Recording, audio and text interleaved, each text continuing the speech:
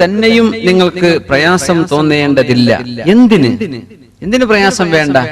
അൻത കുലൂ മിൻ ബുയൂതികും, നിങ്ങളുടെ വീട്ടിൽ നിന്ന് ഭക്ഷണം കഴിക്കാൻ. പടച്ചോനെ എന്താ പറയണത്? തഫ്സീർ പറയുമ്പോൾ നമുക്ക് മനസ്സിലാവും. നിങ്ങളുടെ വീട്ടിൽ നിന്ന് ഭക്ഷണം കഴിക്കാൻ ഒരു ബുദ്ധിമുട്ടും തോന്നേണ്ടതില്ല. ഭക്ഷണം കഴിക്കാൻ വേണ്ടി ഇരിക്കുമ്പോ കണ്ണു കാണാത്ത ആൾക്കും അതുപോലെ തന്നെ രോഗിക്കും മുടന്തനായ ആൾക്കും ഒരു പ്രയാസം തോന്നേണ്ടതില്ല. നിങ്ങളെ വീട്ടിൽ നിന്ന് ഭക്ഷണം കഴിക്കാനും നിങ്ങൾക്ക് പ്രയാസം തോന്നേണ്ടതില്ല. കഴിച്ചോളി. ഔ ബുയൂതി ആബായിക്കും ഔ ബുയൂതി ഉമ്മഹാതിക്കും, നിങ്ങളുടെ ഉപ്പയുടെ വീട്ടിൽ നിന്ന് ഭക്ഷണം കഴിക്കാനോ ഉമ്മയുടെ വീട്ടിൽ നിന്ന് ഭക്ഷണം കഴിക്കാനോ ഒന്നും പ്രയാസപ്പെടേണ്ട, അതിലൊന്നും കുഴപ്പമില്ല. ഔ ബുയൂതി ഇഖ്വാനിക്കും, സഹോദരന്മാരുടെ വീട്ടിൽ. ഔ ബുയൂതി അഖവാതിക്കും, നിങ്ങളുടെ സഹോദരിമാരുടെ വീട്ടിൽ. ഔ ബുയൂതി അഅമാമിക്കും ഔ ബുയൂതി അഖവാതിക്കും, നിങ്ങളുടെ സഹോദരിമാരുടെ വീട്ടിൽ നിന്ന് ഭക്ഷണം കഴിക്കുന്നതിനും വിരോധമില്ല. ഔ ബുയൂതി അഅമാമിക്കും, നിങ്ങളുടെ പിതാവിന്റെ സഹോദരന്മാർ, മൂത്താപ്പ എളാപ്പ, അവരുടെ വീട്ടിൽ നിന്ന് ഭക്ഷണം കഴിക്കുന്നതിനും വിരോധമില്ല. ഔ ബുയൂതി അമ്മാതിക്കും, നിങ്ങളുടെ ഉപ്പയുടെ സഹോദരി. അമ്മായി എന്ന് പറയില്ലേ? പക്ഷെ അമ്മായി എന്നൊക്കെ പറയുമ്പോ പല നാട്ടിലും പല അമ്മായിയാണ്. അമ്മായിമ്മക്കും അമ്മായി എന്ന് പറയുന്നവരുണ്ട്. ഉപ്പാന്റെ സഹോദരിക്കണം അമ്മച്ച് എന്ന് അറബി പറയാം. അവരുടെ വീട്ടിൽ പോയി ഭക്ഷണം കഴിക്കുന്നതിനും വിരോധമില്ല, നിങ്ങൾ കഴിച്ചോളി. ഔ ബുയൂതി അഖ്വാലിക്കും, നിങ്ങളുടെ ഉമ്മയുടെ സഹോദരൻ. ഉമ്മയുടെ സഹോദരന് മാമനോ അമ്മാവനോ, ഇംഗ്ലീഷിൽ അങ്കിൾ എന്നൊക്കെ പറഞ്ഞ ഒരുപാട് അങ്കിൾ, പിന്നെ ആരാന്ന് വേറെ ചോദിക്കണം. ഔ ബുയൂതി അഖ്വാലിക്കും ഔ ബുയൂതി ഖാലാതിക്കും, ഉമ്മയുടെ സഹോദരൻ അല്ലെങ്കിൽ ഉമ്മയുടെ സഹോദരി, അവരുടെ വീട്ടിൽ പോയി ഭക്ഷണം കഴിക്കുന്നതിനും വിരോധമില്ല.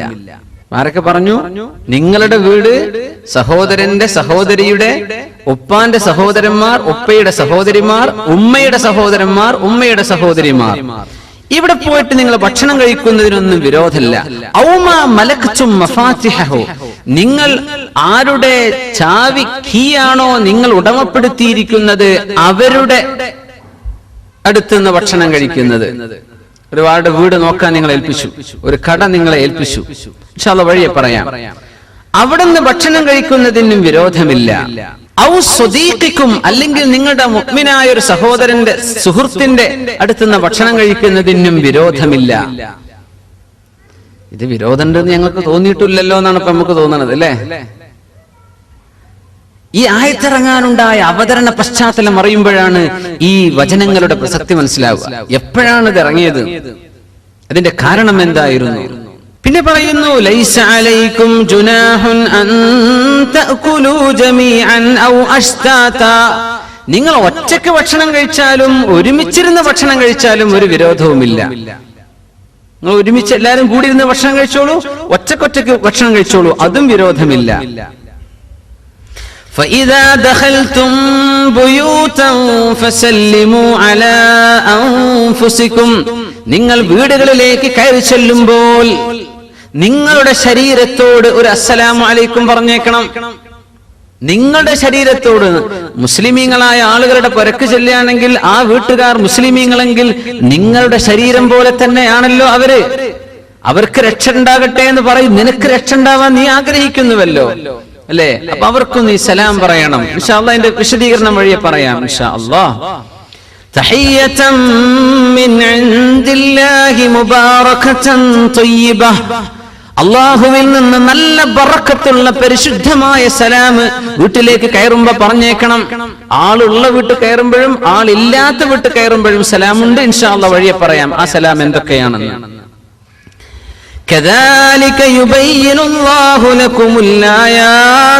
അല്ലാഹു അവന്റെ ദൃഷ്ടാന്തങ്ങൾ നിങ്ങൾക്ക് ഇങ്ങനെ വിവരിച്ചു തരികയാണ്.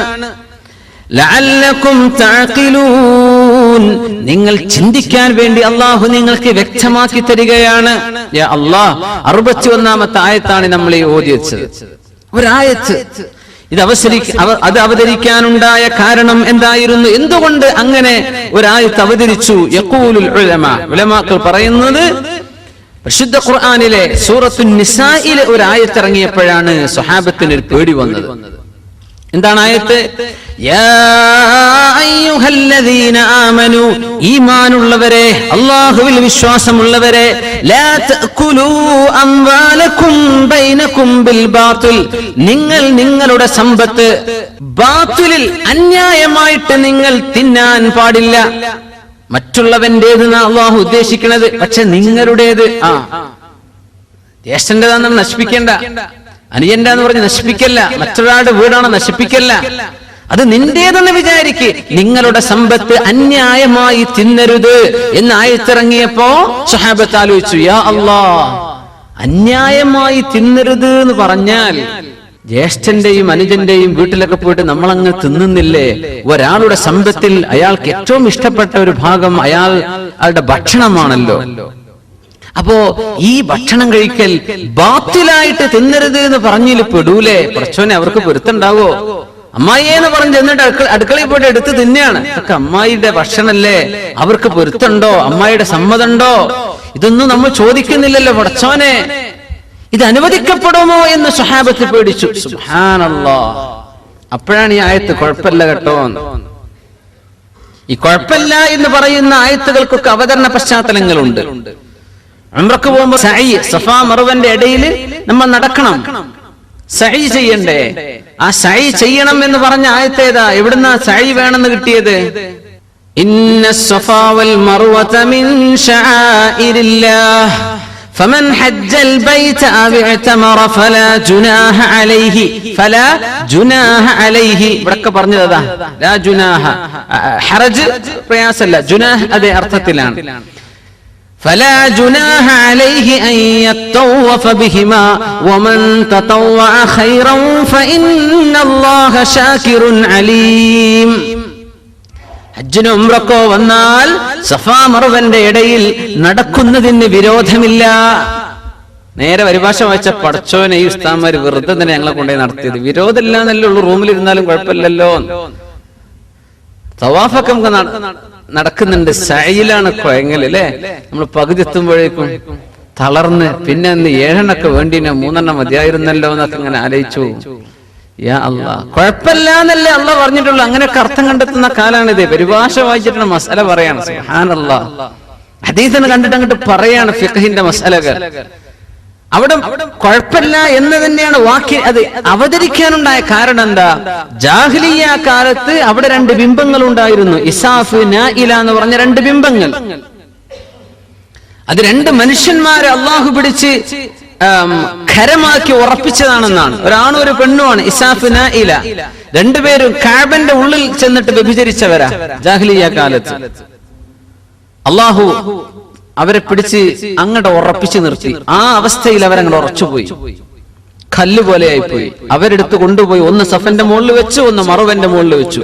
പിൽക്കാലത്ത് വന്നവർ ഈ വ്യഭിചരിച്ച ആളുകളാണിതെന്ന് അറിയാതെ അവരൊക്കെ വർഷിപ്പ് ചെയ്യാൻ തുടങ്ങി, അവരൊക്കെ ആരാധിക്കാൻ വേണ്ടി തുടങ്ങി. അങ്ങനെ ഇസ്ലാമിന്റെ മുമ്പ് അവർ എന്ത് ചെയ്യുന്നു?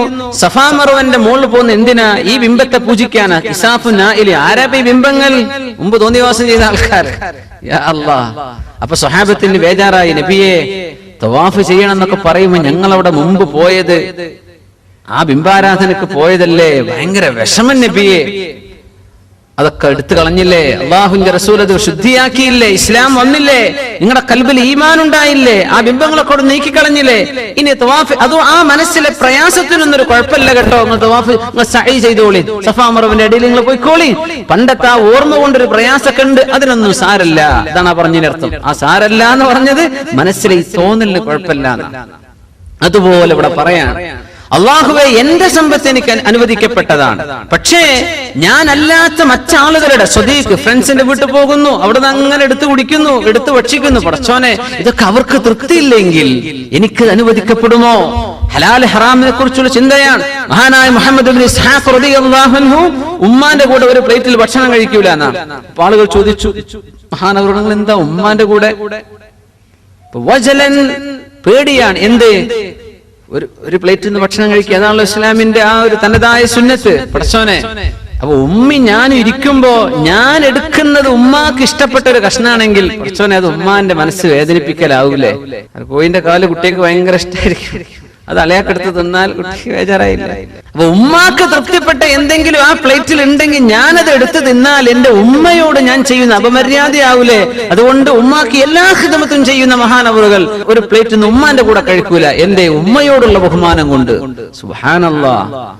സ്വഹാബത്തെ ഹലാലും ഹറാമും നോക്ക്, വെറുതെ കിട്ടുന്നതൊക്കെ ഭയങ്കരമായിട്ട് മനുഷ്യന്മാര് എടുത്തു നിന്ന കാലാണ് അല്ലെ. ഇങ്ങോട്ട് കിട്ടുന്നതൊക്കെ അങ്ങോട്ട് കൊടുക്കാൻ വലിയ പണിയാണ് അല്ലെ. അശ്അബ് ഇബ്നു ജുബൈർ എന്ന് പറഞ്ഞ തുമ്മാഉൽ അറബ്, അറബികളിൽ ഏറ്റവും വലിയ തീറ്റപ്രിയനായിരുന്ന ഒരാളുണ്ടായിരുന്നു. താബിഈങ്ങളുടെ കാലത്ത് ജീവിച്ചു പോയ ആളാണ് അദ്ദേഹം. കിണറ്റിൽ വീണപ്പോഴാണ് ആൾക്കാർ മുഴുവനും കൈ കൊടുത്തത്. ആ കൈയൊന്ന് പിടിച്ചു കയറ്റി തരാൻ കൈ കൊടുക്കൂല ഇയാൾ. കൈ കൊടുക്കണ, കൈ തന്നാലല്ലേ ഒന്ന് പിടിച്ചു ഒന്ന് എടുക്കാൻ പറ്റുള്ളൂ. അശ്അബ് ഇബ്നു ജുബൈർ കൈന്ന് താന്ന് പറഞ്ഞ് എല്ലാരും മാറി മാറി വിളിച്ചിട്ടും കൈ കൊടുക്കണില്ല. അതിലൊരുത്തന് തോന്നി ഇത് തുമ്മാഉൽ അറബാണല്ലോ, ഏറ്റവും വലിയ അത്യാർത്ഥിയുള്ള മനുഷ്യനാണ് ഈ കിണറ്റിൽ വീണ്ടിരിക്കുന്നത്. അപ്പൊ ഒരാൾ വന്നിട്ട് എന്റെ കൈ ഇങ്ങോട്ട് പിടിച്ചോന്ന് പറഞ്ഞു. അതിൽ കൊടുത്തു. കൈ പിടിച്ചോന്ന് പറഞ്ഞാൽ ഇങ്ങോട്ട് കിട്ടുകയാണല്ലോ, ഞങ്ങൾക്ക് കൊടുത്തു പരിചയം. സുബ്ഹാനല്ലാഹ്. കൈ ഇങ്ങോട്ട് താന്ന് പറഞ്ഞിട്ട് കൊടുക്കണില്ല, കൊടുത്തു പരിചയമില്ല, ഇങ്ങോട്ട് കിട്ടിയിട്ടേ അയാൾക്ക് പരിചയമുള്ളൂ. അങ്ങനെ കിണറ്റുന്ന കാര്യം മനുഷ്യനാണ് ഈ അശ്അബ് ഇബ്നു ജുബൈർ എന്ന് പറഞ്ഞ മനുഷ്യൻ. സുബ്ഹാനല്ലാഹ്. ആളുകളുടെ ഹക്കിനെ സംബന്ധിച്ച് നമ്മുടെ നേണ്ട പോയാലും മറ്റുള്ളവന്റേത് ഇങ്ങോട്ട് വേണ്ട. ഇതാണ് ഇസ്ലാമിന്റെ സംസ്കാരം. ദീൻ എന്ന് പറയുന്നത് 4 എണ്ണമാണ്. നമ്മൾ ശരിക്കും മനസ്സിലാക്കണം. ഇസ്ലാം നിസ്കാരം നോമ്പ് മാത്രമല്ല, ഇസ്ലാം പൂർത്തിയാവണമെങ്കിൽ 4 കാര്യങ്ങൾ ശരിയാവണം. ഒന്ന് അൽ അഖീദ, നമ്മുടെ വിശ്വാസ കാര്യം. അള്ളാഹുവിനെ സംബന്ധിച്ചുള്ള അഖീദ എന്താണ്? മലക്കുകളെ കുറിച്ച്, ജിന്നുകളെ കുറിച്ച്, ഖബറിനെ കുറിച്ച്, ആഖിറത്ത്, നമ്മുടെ അഖീദ ശരിയാവണം. 2 അൽ ഇബാദത്ത്, നമ്മുടെ ഇബാദത്തുകൾ ശരിയാവണം. 3 അൽ അഖ്ലാഖ്, മനുഷ്യന്റെ സ്വഭാവം. 4-മത്തേത് അൽ മുആമലാത്ത്, നമ്മുടെ ഇടപാടുകൾ, കച്ചവടം, വിൽക്കല്, വാങ്ങല്. ഇതിലെല്ലാം അല്ലാഹുവിനെ അനുസരിക്കുമ്പോഴേ ഇസ്ലാം പൂർത്തിയാകുള്ളൂ. 4 എണ്ണമാണ് ഇസ്ലാം: അഖീദ, ഇബാദത്ത്, അഖ്ലാഖ് വൽ മുആമലാത്ത്. നോമ്പ് നോൽക്കണം, നിസ്കരിക്കണം, സകാത്ത് കൊടുക്കണം എന്ന് തുടങ്ങി നമ്മൾ ചെയ്യേണ്ട കർമ്മങ്ങൾ അല്ലാഹു വ്യക്തമാക്കി പറഞ്ഞ ആയത്തുകൾ 150 ആണ്. പക്ഷെ 350-ലേറെയാണ് സ്വഭാവം നന്നാക്കണം എന്ന് പറഞ്ഞ ആയത്തുകൾ. നേരെ ഡബിളാണ്. അപ്പോ ഇസ്ലാം ഭയങ്കരമാണ്. നമ്മൾ വിചാരിച്ചതിനൊക്കെ അപ്പുറത്താണ്. സത്യവിശ്വാസികളായ സ്വഹാബത്ത് വിചാരിക്കാണ്, പടച്ചവനെ, ഞാൻ ഇങ്ങനെ അന്യന്റെ ഭക്ഷണം തിന്നുന്നത് പോലെ ആവില്ലേ എന്റെ ജ്യേഷ്ഠന്റെ, എന്റെ സഹോദരിയുടെ പുറയിൽ പോയി തിന്നാൽ. അടുത്തൊക്കെ വീടുകളൊക്കെ ഉണ്ടാകുന്ന സമയം, കണ്ണൂർ ആ ഭാഗത്തൊക്കെ അങ്ങനെ കുറെ ഉണ്ട് വീട്ടുകാരൊക്കെ ഒരുമിച്ച് താമസിക്കുന്നവര്. പയ്യന്നൂർ ആ ഭാഗത്തൊക്കെ, രാമന്തലിക്കാരൊക്കെ ഉണ്ടോ? അതൊക്കെ ധാരാളം കാണാൻ കഴിയുന്നുണ്ട്. അൽഹംദുലില്ലാഹ്. അപ്പോ പെരക്കാരോട് പറയാ, ഇന്ന് രാവിലെ ഒന്നും വെച്ചേക്കണ്ട, ജ്യേഷ്ഠന്റെ അവിടെ നിന്ന് നാഷ്ത. ഉച്ചക്ക് ഒന്നും വെക്കണ്ട, അത് മറ്റേ ജ്യേഷ്ഠന്റെ അടുത്ത് നിന്ന്. വൈകുന്നേരത്തെ ചായ പെങ്ങളെടുത്തുനിന്ന്. ഇങ്ങനെ ഒരാൾ ലാക്കിന് നിന്നാൽ ഇത് എനിക്ക് ഹലാലാകുമോ ഇല്ലയോ? നമ്മൾ ശരിക്കും ഒരു വലിയ വളരെ വളരെ മൈന്യൂട്ടായൊരു വിഷയമാണ് ചർച്ച കേട്ടോ. നമ്മളത് ഗൗരവത്തിൽ തന്നെ മനസ്സിലാക്കുക. തുടങ്ങുന്നു, ലൈസ അലൽ അഅമാ ഹറജുൻ, കണ്ണ് കാണാത്ത ആൾക്ക് വിരോധമില്ല. വലാ അലൽ അറജ് ഹറജുൻ, മുടന്തനായ മനുഷ്യനും കുഴപ്പമില്ല. വലാ അലൽ മരീദ് ഹറജുൻ, രോഗിയായ മനുഷ്യനും വിരോധമില്ല.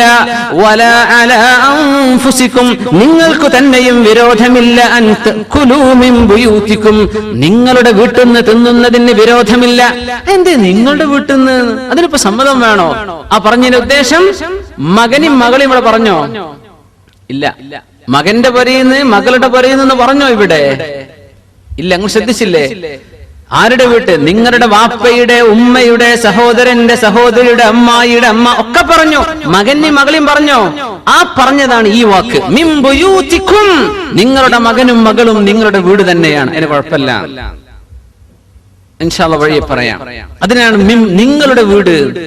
മക്കളെ പറയേണ്ട സ്ഥാനത്ത് ആ മക്കൾ എന്ന് പറഞ്ഞില്ല. മനഃപൂർവ്വം അള്ളാഹു ഒരു കാര്യം പഠിപ്പിക്കുകയാണ്.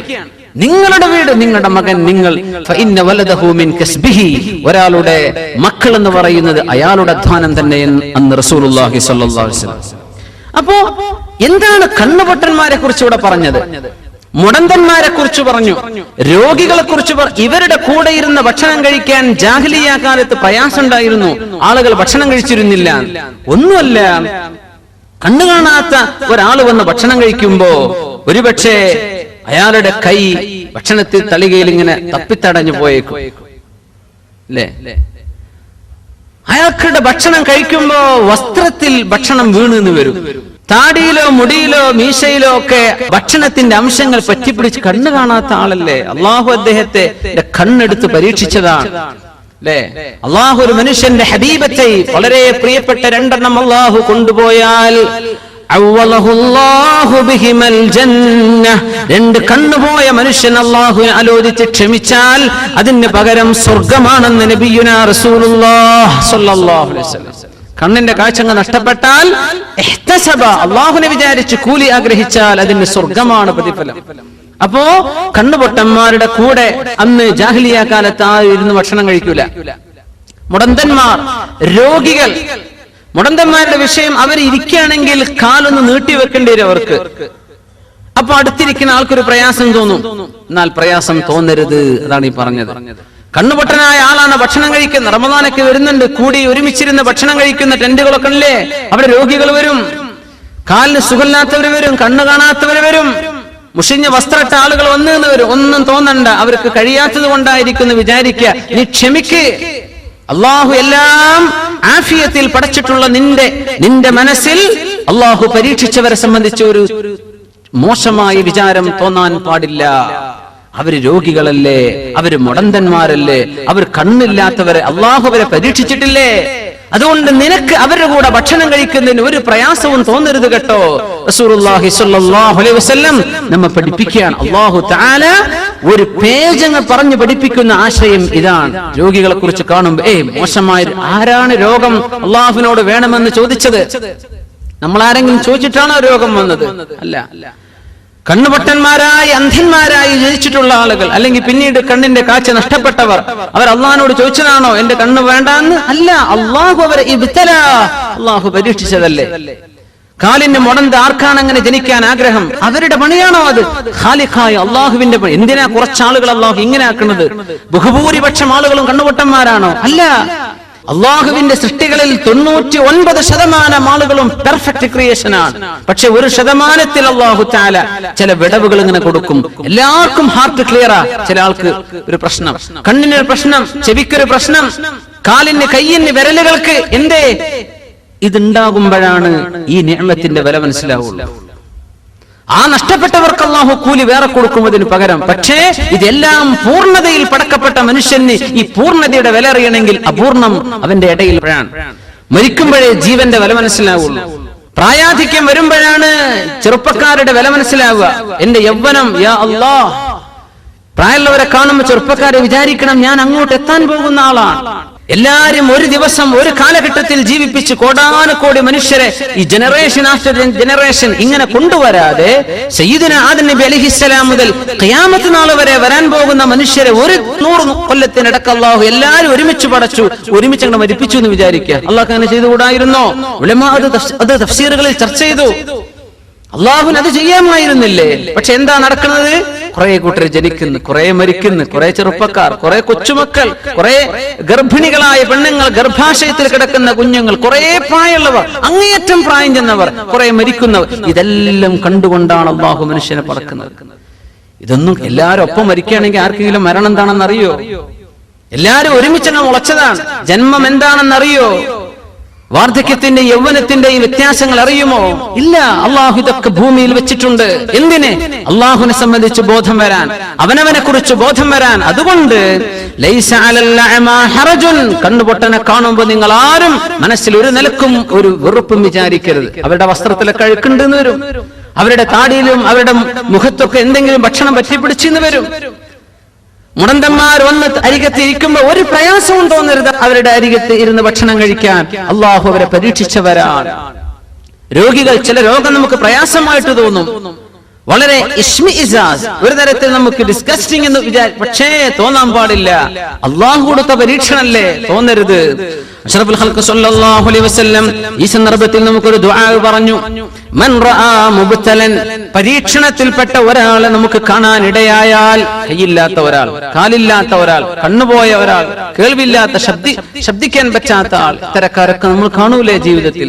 അവരെ കാണുമ്പോൾ ആരെങ്കിലും ഈ ദുആ പറഞ്ഞാൽ, അൽഹംദുലില്ലാഹില്ലദീ ആഫാനി മിമ്മ ഇബ്തലാക ബിഹി വഫളലനി അലാ കസീരിൻ മിമ്മൻ ഖലഖ തഫ്ദീലാ അൽഹംദുലില്ലാഹില്ലദീ ആഫാനി മിമ്മ ഇബ്തലാക ബിഹി വഫളലനി അലാ കസീരിൻ മിമ്മൻ ഖലഖ തഫ്ദീലാ. അല്ലാഹുവേ നിനക്ക് സ്തുതി പടച്ചവനെ. അല്ലദീ ആഫാനി മിമ്മ ഇബ്തലാക ബിഹി, അല്ലാഹു നിനക്ക് ഏതൊരു പരീക്ഷണം തന്നോ ആ പരീക്ഷണം എനിക്ക് സംഭവിക്കാതെ അള്ളാഹു എന്നെ കാത്തുവല്ലോ.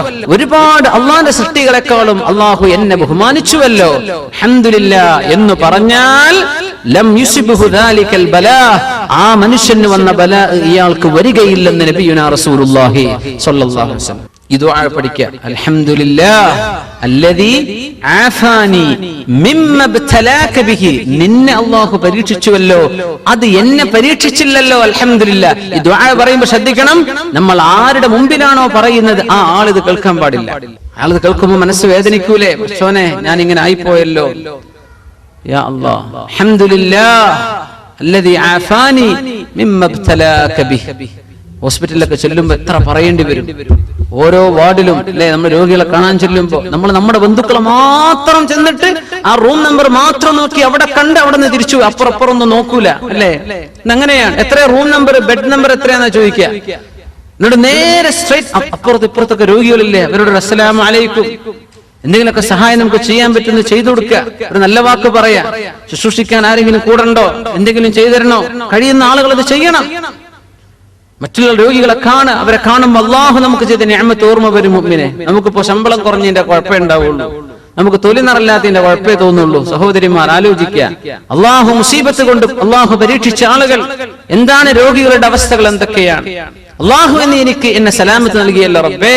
വഫദ്ദലനി അലാ കസീരിൻ മിമ്മൻ ഖലഖ തഫ്ദീലാ, നീ പടച്ച സൃഷ്ടികളിൽ ഒരുപാട് സൃഷ്ടികളെക്കാളും എനിക്ക് നീ ബഹുമാനവും ആദരവും തന്നുവല്ലോ അല്ലാഹ്, അൽഹംദുലില്ലാഹ് എന്ന് പറഞ്ഞാൽ ആ മനുഷ്യന് വന്ന മുസീബത്ത് ഈ ദുആ ചൊല്ലി ആൾക്ക് വരികയില്ലെന്ന് റസൂലുള്ളാഹി സ്വല്ലല്ലാഹു അലൈഹി വസല്ലം.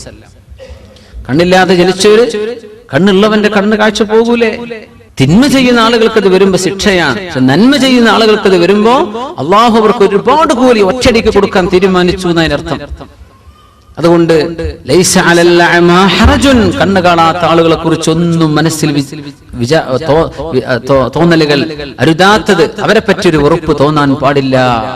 കാലിന് മുടന്തുള്ളവർ, അസുഖമുള്ളവർ, വലാ അലാ അൻഫുസികും അൻ തഅകുലൂ മിൻ ബുയൂതികും. യാ അല്ലാഹ്, അല്ലാഹു തആല പറയാണ്, നിങ്ങൾക്കും വിരോധമില്ല അൻ തഅകുലൂ മിൻ ബുയൂതികും, നിങ്ങളുടെ വീട്ടിൽ നിന്ന് തിന്നുന്നതിന് വിരോധമില്ല. അപ്പൊ സ്വഹാബത്ത് ചിന്തിച്ചു, പടച്ചോനെ മകൾ അവരുടെ പുരയിന്ന് പോയി തിന്നാൽ അത് അവർക്ക് പൊരുത്തപ്പെടുമോ? ഈ പറഞ്ഞ ആയത്തുകളെല്ലാം നമ്മൾ പരിശോധിക്കുക.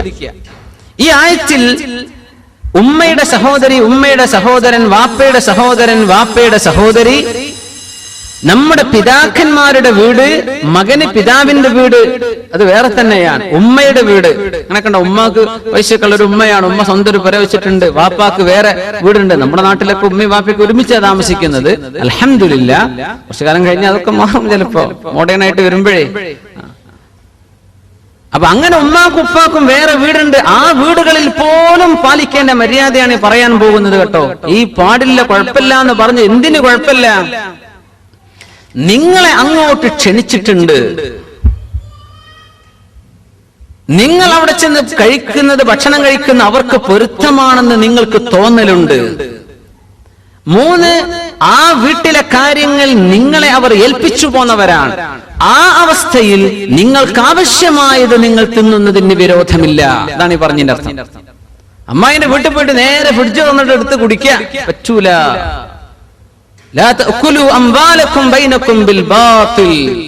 പടച്ചോനെ, അങ്ങനെയൊക്കെ എത്ര ജ്യൂസ് ഞാൻ പള്ളിയിലാക്കില്ലേ, അറിഞ്ഞതിൽ പിന്നെ പറ്റൂല. ഔ സ്വദീഖിക്കും, സുഹൃത്തിൻ്റെതാണ്. ബാച്ചിലർ റൂമിലൊക്കെ ഓരോരുത്തർ എന്തെങ്കിലുമൊക്കെ കൊണ്ട് ഒരു കുപ്പി, ഒരു ഗ്ലാസ് പാൽ അല്ലെങ്കിൽ ഒരു ബോട്ടിൽ പാല് കൊണ്ടുവന്ന് വെച്ചിട്ടുണ്ടാവും. സാധു നേരം വെളുത്ത് നോക്കുമ്പോ ആരെങ്കിലും കുടിച്ച് കാലി വെച്ചിട്ടുണ്ടാവും. സുബ്ഹാനല്ലാഹ്, ചെയ്യല്ല മുഅ്മിനെ, പാടില്ല. നമ്മൾ നിസ്സാരമായി അല്ലാഹു അഖ്ലാഖ്, സംസ്കാരം പഠിപ്പിച്ചിരിക്കുകയാണ്. നമ്മുടെ ഏറ്റവും അടുത്തിടപഴകുന്ന വീടുകളാണ് അല്ലാഹു പറഞ്ഞത്. ഇങ്ങനെയാണെങ്കിൽ അന്യരുടെ സമ്പത്ത്, അന്യ ആളിൻ്റെത്, അഡ്രസ് ഇല്ലാത്തത് നമുക്ക് തിന്നാൻ പറ്റുമോ? ഏറ്റവും നല്ല സ്വഭാവം അല്ലാഹു പഠിപ്പിക്കുകയാണ്. അപ്പോ നിങ്ങളുടെ സ്വന്തം മക്കളുടെ വീട്ടിലേക്ക് വാപ്പാക്ക് ക്ഷണം വരേണ്ട ആവശ്യമില്ല. അതാണ് നിങ്ങളുടെ വീടെന്ന് കഴിക്കുന്ന കുഴപ്പമില്ല. വാപ്പയെ സംബന്ധിച്ചിടത്തോളം മകനോ മകളോ ഉള്ള വീട് അത് സ്വന്തം പുര പോലെ തന്നെയാണ്, അവരുടേത്. പക്ഷെ മകളുടെ ഭർത്താവിന്റെ പുരയാണ്, അല്ലെങ്കിൽ മകന്റെ ഭാര്യയുടെ പുരയാണ്. അങ്ങനെ ഉണ്ടെങ്കിൽ അവിടെ നിയമം മാറും. വാപ്പക്ക് മകനും മക്കളും, മകന്റെയും മകളുടെയും മക്കളുടെ വീടുകൾ പിതാവിന്റെ വീട് തന്നെയാണെന്ന് എവിടെന്ന് മനസ്സിലായി? റസൂലുള്ളാഹി സ്വല്ലല്ലാഹു അലൈഹി വസല്ലമ തങ്ങൾ പഠിപ്പിക്കുന്നു. ഒരാൾ വന്ന് പരാതി പറഞ്ഞു, ചെറുപ്പക്കാരന്റെ പരാതി. എന്താണ് പരാതി? നബിയെ, എന്റെ വാപ്പ എന്റെ മുതലെടുക്കുന്നുണ്ട് നബിയെ. ഞാൻ എന്ത് കൊണ്ടുവന്നാലും വാപ്പ അത് അടിച്ചു മാറ്റി കൊണ്ടുപോകും. പൊന്നാര നബി, എന്റെ വാപ്പാനോട് ഒന്ന് പറയണം, എന്റെ പൈസ എടുക്കരുത്. ഒരു സ്വഹാബി പരാതി പറഞ്ഞു. അന്നേരം ഒരു മസ്അല പഠിപ്പിച്ചു റസൂലുള്ളാഹി സ്വല്ലല്ലാഹു അലൈഹി വസല്ലം. അൻത വമാലുക ലിഅബീക്, നീയും നിന്റെ സമ്പത്തും നിന്റെ വാപ്പാക്കുള്ളത് തന്നെയാണല്ലോ. പരാതിപ്പെടാൻ പാടില്ല. അപ്പൊ വാപ്പമാരൊക്കെ ഒന്ന് ഉഷാറായി. അങ്ങനെയാണെങ്കിൽ പിന്നെ നമ്മൾ ഏർപ്പാടൊക്കെ നിർത്തിച്ചിട്ട് മകന്റെ ഏർപ്പാടൊന്നും കിട്ടിയാൽ മതിയല്ലോ. അപ്പൊ അവരോട് റസൂലുള്ളാഹി സ്വല്ലല്ലാഹു അലൈഹി വസല്ലമ തങ്ങൾ പഠിപ്പിച്ചു കൊടുക്കുകയാണ്, മൻ അകല മിൻ മാലി ഇബ്നിഹി ഫൽയകുൽ മിൻഹു ബിമഅറൂഫ്. മകന്റെ സമ്പത്ത് ആരെങ്കിലും ഉപയോഗിക്കുന്നുണ്ടെങ്കിൽ, മകന്റെ സമ്പത്ത് ആരെങ്കിലും എടുക്കുന്നുണ്ടെങ്കിൽ ഫൽയകുൽ മിൻഹു ബിമഅറൂഫിൻ, അത്യാവശ്യമായത് മാത്രമേ ആ മകന്റെ സ്വത്തിൽ നിന്ന് കഴിക്കാൻ പാടുള്ളൂ. വാപ്പമാരോട് യാ അല്ലാഹ്, നാട്ടിൽ അക്കൗണ്ടിലേക്ക് പൈസ അയക്കുന്നുണ്ട്, പക്ഷെ ATM കാർഡ് വാപ്പാന്റെ കയ്യിലാണ്. ലീവില് ചെന്ന് നോക്കുമ്പോ അക്കൗണ്ട് കാലിയാണ്. അടച്ച തമ്പുരാനെ, വാപ്പ മുഴുവെടുത്തിട്ടുണ്ട്. വാപ്പാരത് ചെയ്യാൻ പാടില്ല. ഫൽയകുൽ മിൻഹു ബിമഅറൂഫ്. വാപ്പാക്ക് സമ്പത്തില്ലാത്ത വാപ്പയാണ്, വാപ്പാക്ക് വരുമാനമില്ല. മകൻ വാപ്പയെ നോക്കണം. അത് മകന്റെ ഔദാര്യമല്ല, മകന്റെ ബാധ്യതയാണ്. വാപ്പ മകന്റെ സമ്പത്തിന് എന്തെടുക്കാൻ പറ്റുന്നതാണ് വാപ്പാക്ക് അത്യാവശ്യമുള്ളത്. വാപ്പ വേറെ ബിസിനസ് തുടങ്ങാൻ മകന്റെ പൈസ എടുക്കാൻ പാടില്ല. കാരണം മകന്റെ മക്കളുണ്ട്, അവൻ കല്യാണം കഴിക്കേണ്ട ആളാണ്, അവന് വീട് വെക്കേണ്ടി വരും, അവന് കച്ചവടം തുടങ്ങേണ്ടി വരും. മകന്റെ സ്വത്ത് മകനാണ്, പക്ഷേ വാപ്പാക്ക് ആവശ്യമുള്ളത് എടുക്കാൻ അള്ളാഹു അനുവദിച്ചിട്ടുണ്ട്. മകനോട് പറഞ്ഞു, വാപ്പ എന്റെ മുതലെടുക്കുന്നു എന്ന് പരാതി പറയല്ല, നീയും നിന്റെ സമ്പത്തും നീയും നിന്റെ വാപ്പാക്കുള്ളത് തന്നെയാണല്ലോ സ്വല്ലല്ലാഹു അലൈഹി വസല്ലം. സംഗതി ക്ലീനായി, രണ്ടാർക്കും ഇപ്പൊ പരാതിയില്ല. എന്തൊരു മനോഹരം! ഇതാണല്ലോ ദീൻ. ഇസ്ലാമിന്റെ മഹത്വം നോക്കി നിങ്ങൾ. എന്തൊക്കെ മതങ്ങളുണ്ട് എന്ന് ലോകത്ത് പറയാണെങ്കിലും ഇങ്ങനെ ജീവിക്കൽ ഇങ്ങനെയാണെന്ന് അള്ളാഹു പറഞ്ഞെന്നൊരു ദീൻ വേറുണ്ടോ? ഏതാണ് ഇവിടെ പറയപ്പെടാതെ പോകുന്ന വിഷയങ്ങൾ? എന്തിനാണ് ഒരു നിയമമില്ലാത്തത്? യാ അല്ലാഹ്, അതിൽ രണ്ടു കൂട്ടർക്കും പ്രയാസമല്ല. സുബ്ഹാനല്ലാഹ്. അൻത വമാലുക ലിഅബീക്, നീയും നിന്റെ സമ്പത്ത് നിന്റെ വാപ്പാക്കുള്ളതാണ്. വാപ്പയോട് പറയുന്നു, മൻ അകല മിൻ മാലി ഇബ്നിഹി ഫൽയകുൽ മിൻഹു ബിമഅറൂഫ്. വാപ്പ മകന്റെ സമ്പത്ത് തിന്നാണെങ്കിൽ ആവശ്യമായത് എടുത്താൽ മതി, തൂർത്തടിക്കാൻ പാടില്ല. യാ അല്ലാഹ്, അങ്ങനെ നിങ്ങളുടെ മകന്റെയോ മകളുടെയോ വീട്ടിൽ നിന്ന് ഭക്ഷണം കഴിക്കുന്നതിന് വിരോധമില്ല. ഔ ബുയൂതി ആബായിക്കും, വാപ്പയുടെ പുരയിൽ നിന്ന് ഭക്ഷണം കഴിക്കുകയാണ്. വാപ്പ വിളിച്ചു, അല്ലെ വാപ്പയെ കാണാൻ ചെന്നു. വാപ്പയും മകനായിട്ട് നല്ല ടേംസിലാണ്, കുഴപ്പമില്ല, വാപ്പാക്ക് പൊരുത്തമാണല്ലോ, അവിടെ നിങ്ങൾ ഭക്ഷണം കഴിച്ചോളി. അതിൽ നിങ്ങൾ ഹറാമായിട്ട് തിന്നുക, അന്യായമായിട്ട് തിന്നുക എന്ന വിഷയം വരുന്നില്ല. എപ്പോ വരുന്നില്ല? വാപ്പ സ്വന്തമായിട്ട് താമസിക്കുന്ന ഒരാളാണ്. വാപ്പ വീടൊക്കെ അടച്ചു പോകുന്നു. വാപ്പ പോയ തക്കത്തിൽ മകൻ കയറിയിട്ട് അവിടുന്ന് എന്തെങ്കിലും എടുത്ത് കഴിച്ചു, അല്ലെങ്കിൽ എന്തെങ്കിലും എടുത്തു. കുറ്റാണോ? കുറ്റമാണ്. അമ്മായിയും അമ്മാവനും മൂത്താപ്പയും എളാപ്പയൊക്കെ ഇവിടെ പറഞ്ഞു, സഹോദരനും സഹോദരിയും പറഞ്ഞു. ഇവരുടെ വീട്ടിൽ നിന്ന് എന്താ കഴിക്കേണ്ടത്? മബ്ദൂലായത് മുഫസ്സിരീങ്ങൾ പറയാ എന്ന് പറഞ്ഞാൽ അവിടെ പുറത്ത് വെച്ചതാ സംഗതി, അത് നിങ്ങൾ എടുത്ത് കഴിച്ചോളി. നിങ്ങളവിടെ ചെല്ലുന്നവർക്ക് വിരോധമില്ലല്ലോ. അവര് പൂട്ടിട്ട സംഗതിയാണ്, അടച്ചു വെച്ച സംഗതിയാണ്, സൂക്ഷിച്ചു വെച്ച സംഗതിയാണ്, അതെടുത്ത് തിന്നാൻ പറ്റില്ല. ചായപ്പൊടിയും കെറ്റിലും വെള്ളം അവിടെ ഉണ്ട്, നിങ്ങളൊരു ഗ്ലാസ് ചായ ഉണ്ടാക്കി കുടിച്ചു, ഒരു കുഴപ്പമില്ല. പക്ഷേ അവരടച്ചു പൂട്ടി വെച്ച കുറച്ച് കാര്യപ്പെട്ട എന്തെങ്കിലും കുറച്ച് സ്നാക്കുകളോ എന്തെങ്കിലും കുറച്ച് ഡ്രൈ ഫ്രൂട്ടുകളോ എന്തെങ്കിലുമൊക്കെ വെച്ചിരുന്നു, അതെടുത്ത് തിന്നണ്ട. അതിന് സമ്മതം വേണം, അതിന് സമ്മതം വേണം. അവര് സൂക്ഷിച്ചു വെച്ചത് പൊളിച്ചെടുക്കാൻ പാടില്ല, അവിടെ തുറന്നു വെച്ച് നിനക്ക് എടുക്കാം. പക്ഷെ അവരെ നിന്നെ ക്ഷണിച്ചതാണ്, ഒരു സദ്യക്ക് വിളിച്ചതാ, ഭക്ഷണത്തിന് വിളിച്ചതാ, നീ ഭക്ഷണം കഴിച്ചോ, അതിൽ കുറച്ച് ഏറെ കഴിച്ചു, കുറച്ച്, അതൊന്നും വിഷയമല്ല. മാതും തമ്മദ്ഉവൻ, നിന്നെ അങ്ങോട്ട് ക്ഷണിച്ചതാണല്ലോ, അതുകൊണ്ട് കുഴപ്പമില്ല, നീ ഭക്ഷണം കഴിച്ചോളൂ, അവിടെയൊന്നും പ്രശ്നം വരുന്നില്ല. ഔ ബുയൂതി ഉമ്മഹാതികും, ഉമ്മയുടെ പുരക്ക് ചെന്നത്. ഒരുപക്ഷെ ഉമ്മയുടെയും വാപ്പയുടെയും പുരക്ക് ചെന്നാൽ ഉമ്മയുടെ വീട് വേറുണ്ടെന്ന് വിചാരിക്കാം. മുതലാളിയായ ഒരു ഉമ്മയാണ്. ആ ഒരു ഉമ്മാക്ക് സ്വന്തമായ വീടുണ്ട്, ഉപ്പാക്ക് വേറെ വീടുണ്ട്. മക്കൾ ഉമ്മയും ഉപ്പയും സന്ദർശിക്കാൻ പോവാണ്. അല്ലെങ്കിൽ ഉമ്മയും ഉപ്പയും ഒരുമിച്ചൊരു വീട്ടില്ല, രണ്ടാളുടെ പേരിൽ അത് രജിസ്റ്റർ ചെയ്ത വീടാണ്, രണ്ടാളുടേതുമാണ്. അവിടെ ചെല്ലുമ്പോ മക്കൾ അവിടെ നിന്ന് വല്ലതും കഴിക്കലായിരിക്കും അവർക്ക് ഏറ്റവും വലിയ ഇഷ്ടം. അവിടെ ചെന്ന് കഴിച്ചോളി, കുഴപ്പമില്ല, നിങ്ങളുടെ ഉമ്മയും നിങ്ങളുടെ വാപ്പയും അല്ലേ. അവിടെ ചെന്നിട്ട് പറയണം, ഉമ്മ ഞാൻ ഭക്ഷണം വീട്ടിൽ നിന്ന് കഴിച്ചിട്ടുണ്ട്. അത് പറയുമ്പോ ഉമ്മാക്ക് വിഷമം ഉണ്ടാവും. ചിലപ്പോ ഒരു ഗ്ലാസ് വെള്ളെങ്കിലും ചായെങ്കിലും തന്നേക്കണം എന്ന് പറഞ്ഞാൽ അത് ഇഷ്ടമായിരിക്കും ഉമ്മാക്ക്. പഠിച്ചോൻ എന്റെ മോൻ എന്റെ അടുത്ത് വന്നല്ലോ. അങ്ങനെ ഒരു ഇഷ്ടം ഉമ്മാക്കുണ്ട് എന്ന് നമുക്കറിയണമെങ്കിൽ നമ്മൾ ആ പോസ്റ്റിലേക്ക് എത്തണം. മകനിപ്പോ തോന്നുന്നില്ല, പക്ഷേ നമ്മൾ ചെറുപ്പക്കാർ ഒരു പ്രായത്തിലെത്തി നമ്മുടെ മക്കൾ കല്യാണം കഴിച്ചു, അങ്ങനെ നമ്മുടെ വല്യപ്പി വല്യമ്മാന്റെയും ആ പൊസിഷനിൽ ഇങ്ങനെ ഇരിക്കുമ്പോ ആ തോന്നുന്ന ഒരു സ്നേഹം, തിരിച്ചു കിട്ടാത്ത സ്നേഹമാണ് ഉമ്മയും വാപ്പയുടെയൊക്കെ സ്നേഹം.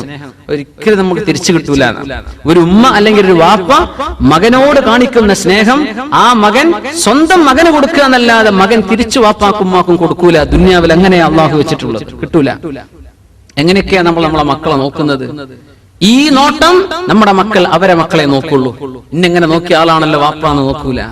മഹാനായ ഒരു പണ്ഡിതനുണ്ട് ദുബൈയിൽ ജീവിച്ചിരിപ്പുള്ള നമ്മുടെ ഡോക്ടർ ഉമർ അബ്ദുൽ കാഫി. അദ്ദേഹം ഒരു സംബോധന പറയായിരുന്നു. വ്യവസായി കിടന്ന വാപ്പ വീട്ടിലിരുന്നിട്ട് ഇങ്ങനെ കുഞ്ഞിനോട് ചോദിച്ചു, എന്താ മോനെ അവിടെ ആ ജലന്റെ അടുത്ത് എന്താണ് അവിടെ ഉള്ളത്? അതൊരു കിളിയാണ് വാപ്പ. വാപ്പ ഒന്നും, എന്താ മോനെ? കിളിയാണ് വാപ്പ. അതൊരു പിന്നെയും ചോദിച്ചു വാപ്പാക്ക് ചെവി കുറവാണ്. മകൻ ഉറക്കെ പറഞ്ഞു, ഞാൻ പറഞ്ഞു തന്നില്ലേ എന്നപ്പോ വാപ്പ തന്റെ ഡയറി കുറിപ്പുകൾ എഴുതിയ ഒരു പെട്ടിന്ന് കുറെ കാലങ്ങൾക്ക് മുമ്പ് എഴുതി വെച്ച് 27 കൊല്ലം മുമ്പ്, 27 വയസ്സുള്ള മകനാണ്.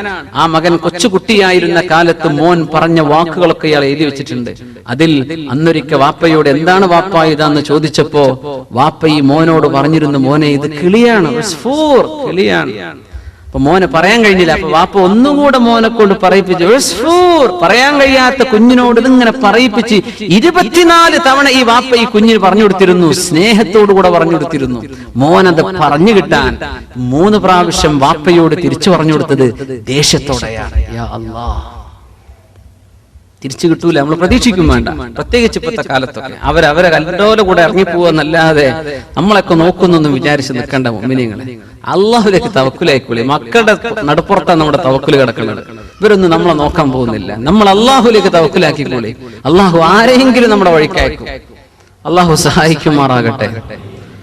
ഷാമിൽ നിന്ന് ഒരു ഉമ്മയെ തോളിൽ കയറ്റി നിർത്തിയിട്ട് കൊണ്ടുവന്നു. മക്കായിലേക്ക് ഉംറ ചെയ്യാൻ, ഹജ്ജ് ചെയ്യാൻ വേണ്ടി കൊണ്ടുവന്നു. ഉമ്മയെ തോളിലെടുത്ത് എവിടുന്ന്? ഷാമിൽ നിന്ന് എത്ര കിലോമീറ്റർ? 2000, 2500, 3000 കിലോമീറ്റർ ദൂരം വരും മക്കയിൽ നിന്ന് ഫലസ്തീനിലേക്ക്. ആ സമയം മഹാനായ അബ്ദുല്ലാഹി ഇബ്നു ഉമർ റളിയല്ലാഹു തആല അൻഹുടെ തവാഫ് ചെയ്യുന്നുണ്ട്. ഉമ്മയെ തോളിൽ വെച്ചിട്ട് തവാഫ് ചെയ്തു. നമുക്ക് ട്രോളിയിലെ തവാഫ് ഉണ്ടെന്ന് അല്ലേ? ഉമ്മമാരെ ഇരുത്തിട്ട് അങ്ങനെ ഓടുന്നുണ്ടല്ലേ ചെറിയ ചെറിയ ചെക്കന്മാർ. അവരൊക്കെ പൈസക്കാണ് ചെയ്യുന്നത് അല്ലേ? അവസാനം തവാഫ് കഴിഞ്ഞാൽ അവർക്ക് കൊടുക്കേണ്ടത് കൊടുത്തില്ലെങ്കിൽ പിന്നെ എന്താ അവിടെ ഉണ്ടാവുക എന്ന് കണ്ടറിയാൻ വേണ്ടി വരും. സ്വന്തം ഉമ്മാരല്ല, സ്വന്തം ഉമ്മമാരെ കൊണ്ടു നടക്കുന്നവരുണ്ട്. അൽഹംദുലില്ലാ, ഉമ്മമാരെ പൊക്കിയെടുത്ത് കൊണ്ടുനടക്കുന്ന കാലം. അന്ന് ഉമ്മയെ തോളിൽ വെച്ചിട്ട് തവാഫ് ചെയ്തു, സഅയ് ചെയ്തു. എന്നിട്ട് മഹാനായ അബ്ദുല്ലാഹി ഇബ്നു ഉമർ റളിയല്ലാഹു അൻഹുവിനോട് ചോദിച്ചു, അല്ലാഹുവിന്റെ റസൂലിന്റെ സ്വഹാബിയെ, ഉമർ തങ്ങളുടെ പൊന്നാര മോനെ, ഞാൻ എന്റെ ഉമ്മയെ ഷാമിൽ നിന്ന് എടുത്തു കൊണ്ടുവന്നതാ. ഇവിടെ ഉമ്മാന്റെ ഹജ്ജ് കഴിഞ്ഞവരെ ഉമ്മന്റെ തോളിലാണ്. എന്റെ ഉമ്മയോട് ഞാൻ ചെയ്യേണ്ട ബാധ്യത ചെയ്തു കഴിഞ്ഞുവോ? എന്താ മറുപടി? ലാ വലാ ലിതൽഖത്തിൻ. നിന്റെ ഗർഭം ചുമന്ന നേരത്ത് ഉമ്മ അനുഭവിച്ച പ്രയാസത്തിൽ ഒരു പ്രയാസത്തിന്റെ സ്ഥാനത്ത് പോലും ഇത് എത്തിയിട്ടില്ലെന്ന് അബ്ദുല്ലാഹി ഇബ്നു ഉമർ റളിയല്ലാഹു അൻഹുമാ. അത് മാത്രമല്ല, ബഹുമാനപ്പെട്ട ഒരു കാര്യം കൂടെ പറഞ്ഞു. നിന്റെ ഉമ്മയെ നീ നോക്കി, നിന്റെ ഉമ്മ നിന്നെ നോക്കിയത് നീ എന്ന് വളർന്ന് വലുതായി നല്ല മോനായി വരണം എന്ന് ആഗ്രഹിച്ചിട്ടാണ് ഉമ്മ നിന്നെ വളർത്തിയത്. നീ നിന്റെ ഉമ്മാനെ കൊണ്ടു നടക്കണത് കുറച്ചു കഴിഞ്ഞ് വേഗം മരിച്ചു കിട്ടിയാൽ തിരക്കേടില്ല എന്നാ നിന്റെ മനസ്സിലുള്ളത്. യാ അല്ലാഹ്, നിന്റെ മനസ്സിൽ ഈ ഉമ്മ മരിക്കോളല്ലേ നോക്കേണ്ടതുള്ളൂ, അധികം കാലൊന്നും ഇല്ലല്ലോ എന്ന തോന്നലാ നീ ചെയ്യുന്നത്. നിന്റെ ഉമ്മ നിന്നെ നോക്കിയത് നീ വളരട്ടെ എന്ന് ആഗ്രഹിച്ചുകൊണ്ടാ. രണ്ട് തോന്നലും രണ്ടും വ്യത്യസ്തമല്ലേ? യാ അല്ലാഹ്, ഇതൊക്കെ അള്ളാന്റെ ദീനെ പഠിപ്പിച്ചിട്ടുള്ളൂ മുഅ്മിനീങ്ങളെ. മക്കളെ എഞ്ചിനീയറും ഡോക്ടർമാരൊക്കെ ആക്കിക്കോളി, പക്ഷെ ഇതൊക്കെ പറഞ്ഞു കൊടുക്കണം. എന്നാലേ അവർക്ക് നിങ്ങളെപ്പറ്റി ബോധം ഉണ്ടാവുള്ളൂ, കുടുംബം എന്താണെന്ന് അറിയുള്ളൂ. എന്റെ സ്വർഗത്തിലേക്ക് പോകാനുള്ള 2 വാതിലാണ് എന്റെ ഉമ്മയും വാപ്പയും എന്ന മക്കൾക്ക് അറിയണ്ടേ? നല്ല സർട്ടിഫിക്കറ്റ് കയ്യിലുണ്ട്, നല്ല ഹൈ പ്രൊഫൈൽ ജോബ് കയ്യിലുണ്ട്, നല്ല മുതലാളിയാണ് മകൻ. വാപ്പയെ നോക്കാത്ത മകനാണെങ്കിൽ എന്താണ് ഈ വാപ്പയുടെ സങ്കടം? എവിടെ കൊണ്ടുപോയി വെക്കും? അപ്പോ സ്വന്തം ഉമ്മയുടെയും വാപ്പയുടെയും പുരക്ക് പോയി നിങ്ങൾ ഭക്ഷണം കഴിച്ചോളി, അതൊന്നും ഹറാമായി തിന്നുന്ന തീറ്റയല്ല, അതിലൊന്നും പ്രയാസപ്പെടേണ്ടതില്ല എന്ന് പരിശുദ്ധ ഖുർആൻ ഈ സൂറത്തുൻ നൂറിൽ 61-ാമത്തെ ആയത്തിൽ പഠിപ്പിക്കുകയാണ്. ഖാലും അങ്കിളാണ്, ഖാലത്തും ആന്റിയാണ് ഇംഗ്ലീഷിൽ. പക്ഷേ ആര് ഏത് വഴിക്കുള്ള ബന്ധം എന്ന് അറബിയിലെ വളരെ ഭംഗിയാണ് അറബ് ഭാഷ. അമ്മ എന്ന് പറഞ്ഞ പിന്നീട് ഏത് അങ്കിൾ എന്ന് ചോദ്യം വരൂല. അത് വാപ്പയുടെ സഹോദരനെ അമ്മ എന്ന് പറയുള്ളൂ. ഉമ്മയുടെ സഹോദരൻ അങ്കിളാണ്, അതിന്റെ ഖാലിനെ പറയുള്ളൂ. ആന്റി അത് ഉപ്പാന്റെ മകളോ ഉമ്മാന്റെ സഹോദരിയോ? ഉപ്പാന്റേതാണെങ്കിൽ അമ്മ, അമ്മത്ത് എന്ന് അറബി പറയും. ഉമ്മാന്റെ സഹോദരി ഖാലത്ത്. വളരെ വ്യക്തമാണ്, അവിടെ വേറെ ഡൗട്ട് ഇല്ല. കസിൻ ബ്രദർ, കസിൻ സിസ്റ്റർ, ഏത് കസിൻ ബ്രദർ, ആരുടെ ചോദ്യം വരും, അതൊന്നും പ്രശ്നമില്ല. അറബിയിൽ വളരെ വ്യക്തമാണ്. അപ്പോ സഹോദരന്റെ വീട്, സഹോദരിയുടെ വീട്, അമ്മാവന്റെ വീട്, അമ്മായിയുടെ വീട്, ഈ വീട് വീട് എന്നിങ്ങനെ ആവർത്തിക്കുന്നത് എന്തിനാ? അതിന്റെ അർത്ഥം സഹോദരൻ വീട് വെച്ചാതെ എന്റെ വീടാന്ന് വിചാരിച്ച് നീ പോകണ്ട, അത് സഹോദരന്റേത് തന്നെയാണ്. നിന്റെ വീട് നീ വെക്കുന്നതാണ്. അമ്മായിയുടെ വീടാന്ന് പറഞ്ഞ് നീ ചെല്ലാൻ, അത് അമ്മായിയുടേതാണ്. പിതാവിന്റെ സഹോദരന്റെയും സഹോദരിയുടെയും അവർ ഓരോരുത്തരും അവരുടെ അധികാരത്തിലാണ് കിടക്കുന്നത്. ജ്യേഷ്ഠൻ വീട് വെച്ചാൽ മതി, എന്നാ പിന്നെ എനിക്കിൽ താമസിച്ചാൽ മതിയല്ലോ, അത് ജ്യേഷ്ഠന്റെ പൊരുത്തുണ്ടെങ്കിൽ നീ ചെയ്തോ, കുഴപ്പമില്ല. ജ്യേഷ്ഠന്റെ എന്റേതാന്ന് വിചാരിച്ച് നീ പെരുമാറണ്ട എന്നർത്ഥം. മിനിങ്ങളെ, നമ്മുടെ ഇവിടെയൊക്കെ ജോലി ചെയ്ത ഒരു സഹോദരൻ ഞാൻ പറഞ്ഞു എന്നല്ലേ, 10-30 കൊല്ലം ജോലി ചെയ്ത് അധ്വാനിച്ച് വീടുണ്ടാക്കി നാട്ടിൽ ചെന്ന് നോക്കുമ്പോ വീട് അനുജന്റെ പേരില്ല. ജ്യേഷ്ഠൻ അധ്വാനിച്ച് ഇവിടുന്ന് പൈസ കൊടുത്തുണ്ടാക്കി അവനെ ഏൽപ്പിച്ചു പണിയാൻ. നാട്ടിൽ രേഖകൾ ഉണ്ടാക്കാനാ പ്രയാസം. ആൾക്കാരെ വിചാരിക്കുന്നു ആധാരം ആരുടെ പേരില്ലാതെ അവന്റെ. അള്ളാന്റെ മുമ്പിൽ എങ്ങനെ ഇത് രക്ഷപ്പെടും? ആ മനുഷ്യൻ കണ്ണുനീര് കരഞ്ഞിട്ട് വിഷയം പറഞ്ഞു. അത്ഭുതപ്പെട്ടു, കുറച്ചവൻ ഇങ്ങനെയുണ്ടോ ജ്യേഷ്ഠനുജന്മാർ? സ്വന്തം അനുജന്റെ പേരിലാണ് ഇയാള് ജോലി നിർത്തിപ്പോവാണ്. ഇവിടെ ദുബൈയിലുള്ള ഒരാൾ സഹോദരൻ, മാഷാ അല്ലാഹ്, അള്ളാഹു അയാൾക്കത് പകരം ഖൈറായത് കൊടുക്കുമാറാകട്ടെ. ഇങ്ങനെയൊക്കെ വിശ്വസിച്ച ഒരാളെ ഏൽപ്പിച്ച് ഇവിടുന്ന് പൈസ അയക്കുക, അവര് വേണ്ട ജോലിക്കാർക്ക് എത്ര ശമ്പളം കൊടുത്തു, എത്ര അവർ സ്വന്തം പോക്ക്, ഇതൊന്നും നമുക്കറിയില്ല. അള്ളാഹുൽ തവക്കുലായിട്ട് നമുക്ക് നോക്കി നടക്കാൻ പറ്റുമോ? ഇവിടെ ജോലി ചെയ്യുന്ന ആൾക്കാർക്ക് വിശ്വസിക്കാൻ, എന്നിട്ട് വിശ്വാസ വഞ്ചന ചെയ്യുക, എന്നിട്ട് ഈ മനുഷ്യൻ വാടക താമസിക്കുക. എവിടെയാണ് ആ സങ്കടമൊക്കെ തീരെ? സ്വന്തം പൊരങ്ങനെ കണ്ടിട്ട് പടച്ചോനെ രേഖയിൽ അനുജൻ ഒപ്പിട്ട് അത് സ്വീകരിക്കുമ്പോ ചോദിക്കണ്ടേ, ഒന്ന് പൊരുത്തം വാങ്ങണ്ടേ? എവിടെയാണ് ഈ കുറ്റൊക്കെ നാളെ മഹ്ശറയിൽ കൊണ്ടുപോയി വെക്കുക? യാ അല്ലാഹ്, മനുഷ്യന് എത്തിക്സ് എന്ന് പറഞ്ഞ സംഗതി ഉണ്ട്. അത് ഇസ്ലാമില്ലെങ്കിൽ എത്തിക്സ് ഉണ്ടാവും ചില മനുഷ്യന്മാർ. അതുപോലെ നഷ്ടപ്പെടുമ്പോഴുള്ള ബേജാറാണ്. യാ അല്ലാഹ്, ഔ ബുയൂതി അമാമികും ഔ ബുയൂതി അമ്മാതികും ഔ ബുയൂതി അഖ്വാലികും ഔ ബുയൂതി ഖാലാതികും. നിങ്ങളുടെ അമ്മായിയുടെ ഉമ്മയുടെ സഹോദരിമാർ അവരുടെ പുരക്ക് നിങ്ങൾ പോയി ഭക്ഷണം കഴിക്കുന്നതിന് വിരോധമില്ല. എപ്പോൾ നിങ്ങൾ അവിടേക്ക് ക്ഷണിക്കപ്പെട്ടവരാണ്. ആ അവസ്ഥയിൽ നിങ്ങളെ അവിടുത്തെ ചില വിഷയങ്ങൾ അവർ ഏൽപ്പിച്ചു, നിങ്ങൾ അവിടുത്തെ വക്കീലാണ്. ആ അവസ്ഥയിൽ വിരോധമില്ല. ഔ മാ മലക്തും മഫാതിഹ, നിങ്ങൾ ഏതൊന്നിന്റെ ചാവികളാണോ നിങ്ങൾ ഉടമപ്പെടുത്തിയിരിക്കുന്നത് അവിടുന്ന് ഭക്ഷണം കഴിക്കുന്നതിനും വിരോധമില്ല. ശരിക്കും മനസ്സിലാക്കണം.